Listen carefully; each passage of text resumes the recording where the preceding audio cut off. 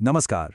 आज के इस डीप डाइव में हम एक ऐसी चीज पर बात करने वाले हैं जो रोज हमारी डाइनिंग टेबल पर होती है, लेकिन सच कहूं तो हम शायद ही कभी इसके पीछे के कमाल के विज्ञान पर ध्यान देते हैं।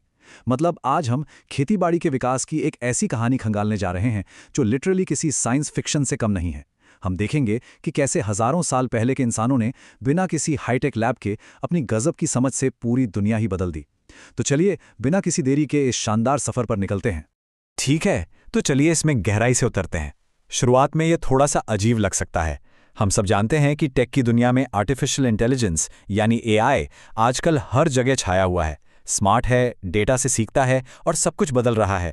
लेकिन क्या कभी दिमाग में ये बात आई है कि हमारी प्लेट में रखी हरी भरी सब्जियों और इस हाईटेक एआई के बीच भी कोई कनेक्शन हो सकता है? मतलब एक तरफ सिलिकॉन और माइक्रोचिप्स की दुनिया और दूसरी तरफ मिट्टी और बीज, बिल्कुल अलग है ना? लेकिन असल में इन दोनों के पीछे का जो बेसिक कॉन्सेप्ट है वो सच में माइंड ब्लोइंग है। सेक्शन 1, एआई से आर्टिफिशियल सिलेक्शन। अब जरा इस कंपैरिजन को देखिए, ये बिल्कुल सटीक बैठता है। बाईं तरफ हमारे पास आर्टिफिशियल इंटेलिजेंस है, जहां एक मशीन ढेरों डेटा से खुद को ट्रेन करती है, पैटर्न समझती है, राइट?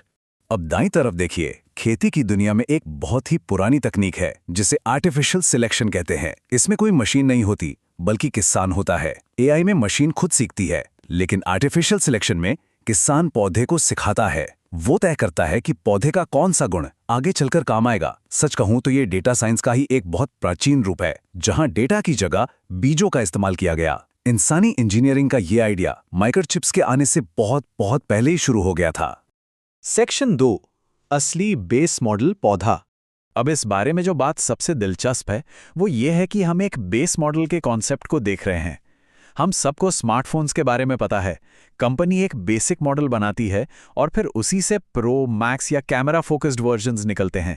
बिल्कुल वैसे ही प्रकृति के पास भी एक बेस मॉडल पौधा था, ब्रासिका ओलेरासिया। और हाँ, यह शुरुआत में कोई स्वादिष्ट सब्जी बिल्कुल नहीं थी, बहुत ही साधारण और एकदम कड़वी। ये एक जंगली पौधा था जो पुराने जमाने में यूरोप के समुद्री किनारों पर एकदम रफ मौसम में उगता था। जरा सोचिए, उस समय किसी ने इस जंगली कड़वे पौधे को देखकर सोचा होगा, शायद इसे खाने लायक बनाया जा सकता है। किसी भी बड़े इंजीनियरिंग प्रोजेक्ट की तरह यह भी एक बहुत ही कमाल की शुरुआत थी। सेक्शन 3, आर्टिफिशियल सिलेक्शन काम कैसे करता है। तो चलिए आगे बढ़ते हैं और देखते हैं कि ये कैसे विकसित होता है। एक कड़वे जंगली पौधे का हमारी डाइनिंग टेबल की शान बनने तक का ये सफर कोई रातों रात का जादू नहीं था। इसे कई पीढ़ियों तक बहुत ही बारीकी से किया गया। स्टेप 1, पुराने किसानों ने उन गिने चुने पौधों को चुना जो नेचुरली दूसरों से थोड़ी ज्यादा पैदावार देते थे। फिर स्टेप 2, उन्होंने उन पौधों पर फोकस किया जो दिखने में थोड़े अच्छे थे और जिनका कड़वापन थोड़ा कम था। और सबसे क्रूशियल है स्टेप 3, उन्होंने सिर्फ इन्हीं सिलेक्टेड बेस्ट पौधों के बीज बचाए और अगली बार सिर्फ उन्हें ही बोया। हर नई जनरेशन के साथ पौधे का स्ट्रक्चर और टेस्ट थोड़ा थोड़ा बदलता गया। इसे ही हम इंसानों द्वारा डायरेक्टेड एवोल्यूशन या आर्टिफिशियल सिलेक्शन कहते हैं। सेक्शन 4, एक पौधा और उससे बनी अनेक सब्जियां।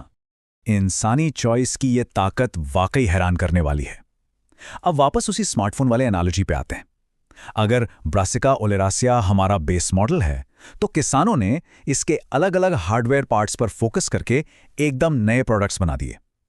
जब उन्होंने उस जंगली पौधे की सिर्फ बड़ी और घनी पत्तियों वाले हिस्से को लगातार चुना, तो हमें मिली पत्ता गोभी। दूसरी तरफ जब कुछ किसानों ने उसी बेस मॉडल के फूलों को डेवलप करने पर अपना पूरा जोर लगा दिया, तो ब्रोकली बन गई। और जब उन्हीं फूलों को और ज्यादा सघन और कॉम्पैक्ट करने वाले पौधों को बार बार चुना गया, तो वो फूल गोभी में बदल गई। ये लिटरली एक ही जंगली पौधे के अलग अलग रूप हैं जिन्हें हमने अपनी पसंद के हिसाब से कस्टमाइज किया है।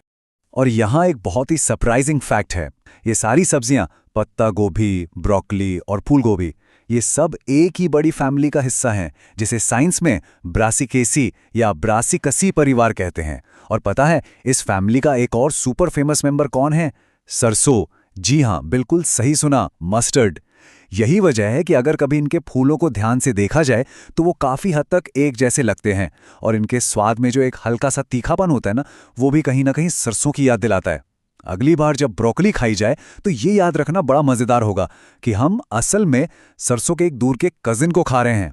सेक्शन 5, प्रकृति और मानवीय मेहनत। तो ये पूरी कहानी हमें एक बहुत ही खूबसूरत मोड़ पर ले आती है।